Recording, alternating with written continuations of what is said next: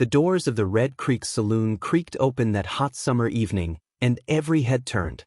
Dust rolled in with the wind, swirling around the boots of an old man who looked like time itself had carved him out of the desert. His beard was gray, his hands cracked, his hat weathered by years under the sun. That old man was Elias Boone, a farmer who had lived his whole life on the outskirts of Red Creek, a quiet man, known mostly for his stubborn mules and his dried-up land. Nobody had seen him in town for months. Folks said his farm was finished. The drought had eaten everything, and his wife, Martha, had passed 2 winters back.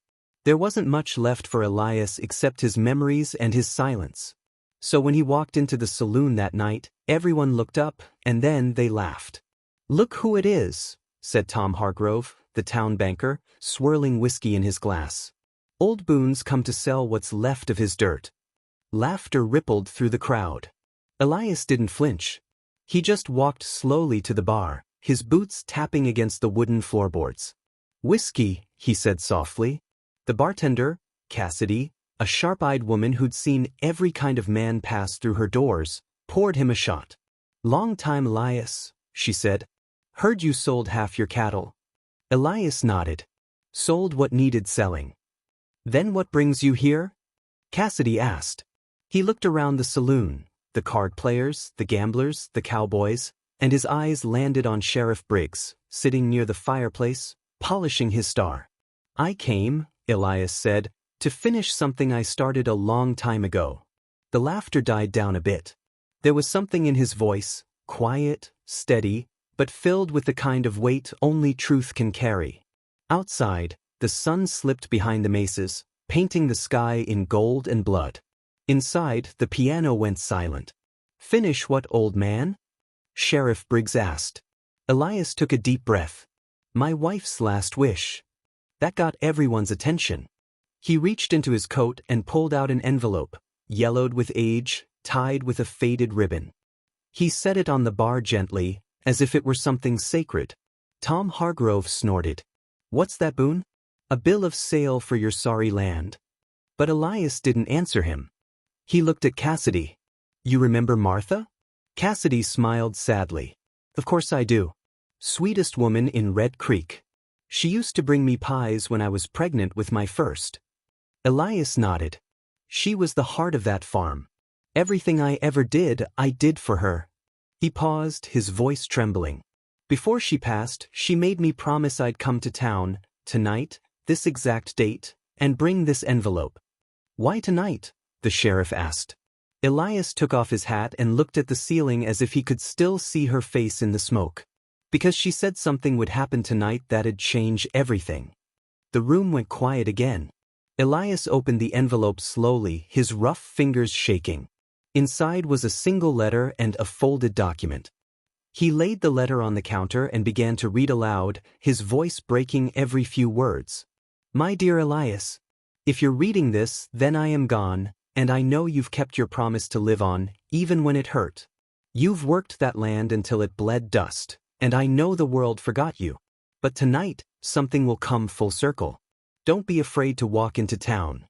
Don't be ashamed of your hands, your age, or your heart. Everything you did mattered. Love always. You're Martha." When he finished reading, not a sound could be heard except the soft whimper of the wind outside. Then Elias lifted the other paper, a deed. He turned it toward the crowd. "This," he said, "is a land deed signed 30 years ago. By Tom Hargrove's father, back when I sold him part of my land to help him start his bank." Tom shifted uncomfortably. Elias continued, "Back then, he promised that if ever I fell on hard times, the bank would return my land to me, interest-free. A promise signed and sealed. But it was never honored." Tom stood. "That's nonsense. That paper's worthless." The sheriff took the document, read it, and looked at Tom. His face went cold. "This is real. And binding." The crowd started murmuring. Elias stepped closer, his voice calm. "All I ever wanted was to live out my days on the land Martha loved. I never asked for riches, never asked for pity. But you, Tom, you took from me what wasn't yours to keep." Tom's face turned red. "You're just a bitter old man." Elias smiled faintly. "Maybe.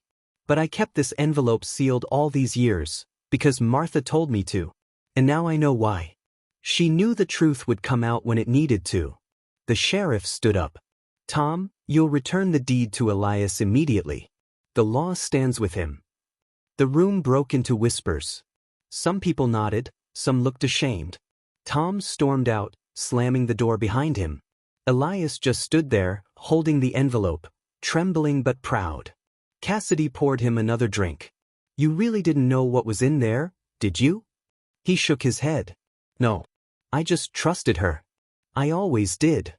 The sheriff clapped him on the shoulder. You've got your land back, Boone. You've earned your peace. Elias looked down at the letter again, and tears filled his eyes. She knew I'd need something to keep fighting for. Even from heaven, she found a way. A few weeks later, the townsfolk of Red Creek started visiting Elias's farm again. The old fences were mended, the well was dug deeper, and a miracle happened. Rain returned to the valley for the first time in years. Wildflowers began to bloom where dust had ruled. And then one afternoon, as Elias stood by the gate fixing a hinge, a wagon rolled up the dirt road. A young woman stepped down, tall, dark-haired, with eyes that looked like they'd seen too much for her age. You Elias Boone? She asked. I am, he said. She handed him another envelope, new, sealed with the same red wax.